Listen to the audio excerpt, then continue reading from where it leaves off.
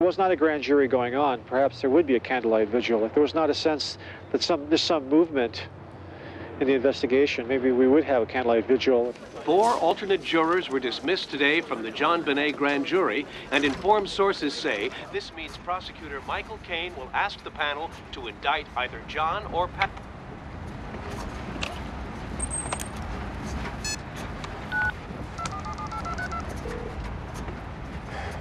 Peter, it's Lou. Listen, I know Caine thinks I'm crazy, but could you ask him to at least hear me out? Please. Let me at least sit down with Caine's assistants. I believe that an intruder intending to kidnap and molest JonBenet came to the Ramseys' house, bringing with him cord, duct tape, and a stun gun. He searched the house for a point of entry and discovered that every door and window is wired to an alarm. After discovering an open and broken cellar window, he climbed in, leaving a scuff mark. There's fresh entry at that window. Then he made his way upstairs looking to write a ransom note on the premises so that neither paper nor ink could be traced back to him. After finishing the note, he returned to the cellar to wait. The Ramseys come home. They go to bed, after which the intruder goes to JonBenet's room, knocks her out with a stun gun, tapes her mouth, binds her hands and feet, and wraps her in her blanket to keep her warm from the winter cold. He's intending to take her with him. Scared that an alarm might go off if he opens the door to the outside, he returns to the basement with JonBenet. She wakes up and screams. He silences her with his flashlight, quickly takes the cord used to bind her feet, makes a garrote, kills her, and hides her in the wine cellar. Then, using a suitcase to stand on, he leaves by the same window he came in through. Good presentation, Lou. I take this to Caine. I'm asking him to shoot himself in the foot. You have to recognize that I feel conscience bound to present that. Are you saying you'll go public? I repeat, I'm conscience bound. But if you're invited into the grand jury room, your remarks will be sealed. I want the grand jury to be able to decide fairly. That's far more important to me than public exposure. Courthouse observers are speculating that the appearance of Lou Smit and John Douglas before the grand jury could create enough doubt among the jurors to thwart efforts to bring an indictment in the JonBenet Ramsey case. See, if we indict and bring this to trial, you can't argue, ladies and gentlemen of the jury, the evidence of this case is very clear. Either Mr. or Mrs. Ramsey killed their child and the other one covered it up. Well, I mean, that may work in the movies. But if you can't show which one of them did it, there's nothing you can prove beyond a reasonable doubt.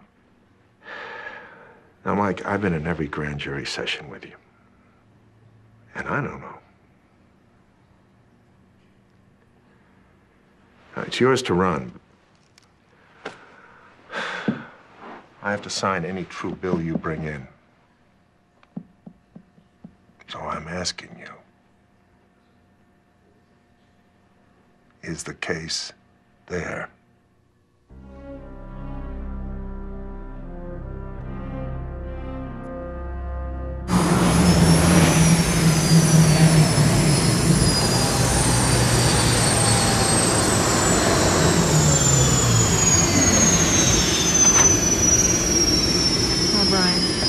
In Atlanta, the only way we could shake the press was to keep moving from motel to motel. What's happening here? If you're indicted, you'll be arrested. Caine won't make a deal unless you surrender. He must want to see you do a perk walk in shackles on the evening news. All right. After more than a year tethered to the JonBenet Ramsey murder probe, 12 Boulder County grand jurors appear ready to go home and perhaps ready to relinquish the case they've come to know so well. One juror even snapped pictures of the media, prompting speculation that the grand jury is nearly finished. I think it's time to let things go with that one for sure. You know, the cops definitely should keep the investigation ongoing, but, you know, the hype going around and people talking about it all over the nation still and stuff, it's like beating a dead horse. On the last day of deliberations, the Boulder grand jury had county escorts to buffer them against a media that was growing ever impatient. By 3:30, the 12 Boulder County residents exchanged hugs and walked away from the JonBenet Ramsey case for good. Soon, word was out that a significant announcement was about to be made. A mob of cameras, mics, and cell phones descended on the Justice Center. We're going to have a statement, but it won't be for at least 30 minutes. Let my people through. Sir? You guys look like you're standing around at the Vatican waiting for a puff of smoke. What? Mr. Kane, why do you look upset? This grand jury has been working on this case for more than a year. We're going to be going to Alex Hunter very soon. Let's go back to the studio right now.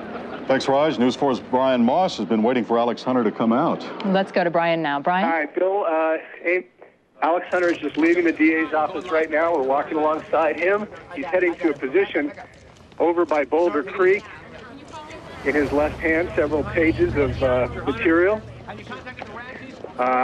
He's wearing a gray pinstripe suit. He has a statement in his hand. Alex Hunter, after the grand jury process, about to make his statement as he heads towards a podium position, wearing a red tie. But we'll now obviously hear from him live as he steps up.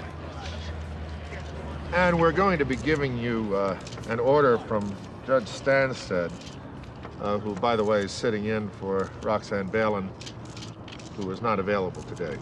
So you are going to have those in your hands, and they deal with grand jury secrecy, which you will see, and most of you know, is extremely important and involved in all the remarks that I will make. At least it's guiding me in my remarks, and we'll have those for you.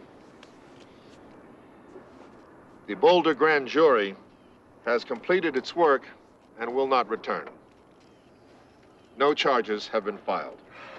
The grand jurors have done their work extraordinarily well, bringing to bear their legal powers, life experiences, and shrewdness. Yet I must report to you that I and my prosecution task force believe we do not have sufficient evidence to warrant the filing of charges against anyone. Logic says she probably did it. Logic isn't evidence. In any case, how often is murder logical?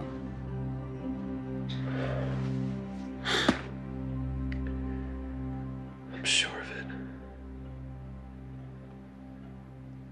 Patsy killed her.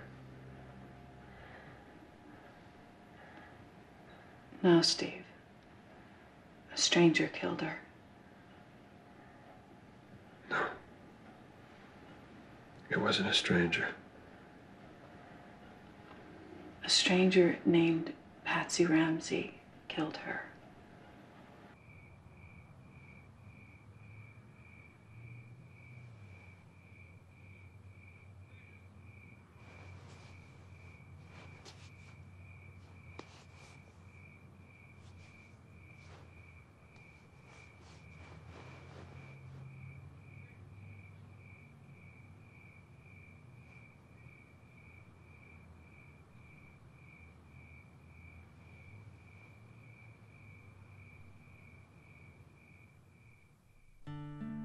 The Ramsey case has forever changed the lives of many of the men and women involved in the investigation.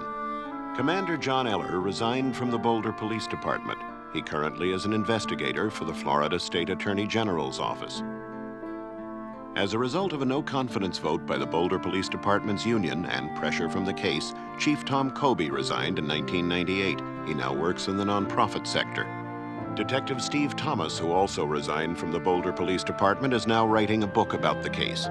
Late in 1999, nearly 3 years after JonBenet's murder, Alex Hunter's office officially cleared Janet and Bill McReynolds as suspects in the case. Hunter himself, having served 6 terms as district attorney, has decided not to seek re-election. In a pending action, Detective Linda Arndt sued the Boulder Police Department, alleging she was denied her First Amendment rights. Following his resignation from the Globe newspaper, Jeff Shapiro remained in Boulder, Colorado, and recently worked as a substitute teacher. After resigning as an investigator for the Boulder District Attorney's Office, Lou Smit is still investigating the case on his own. He remains convinced an intruder killed JonBenet. John and Patsy Ramsey currently live in Atlanta. They have filed a lawsuit against the Star newspaper and are writing a book about what has transpired during the last 3 years.